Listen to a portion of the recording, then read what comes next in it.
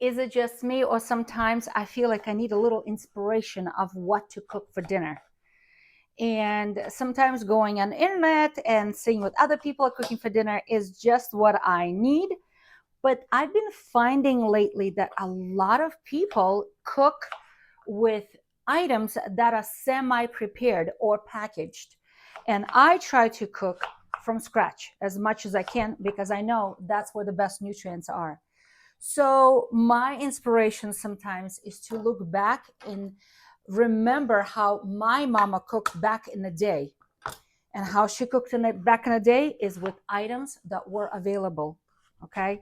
Yes, of course, there were special recipes for holidays that required special ingredients. But overall, we ate nightly meals of things that were actually available at home.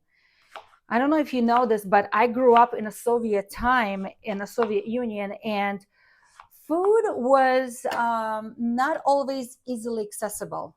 And if you did not grow it in your own garden, then it was kind of expensive to buy at a grocery store or in a market, a farmer's market. And at the grocery store, you have to stand in line for a long, long time to buy just few items that you need. So very often, women were very resourceful how we cooked meals for our families. My mama was my hero.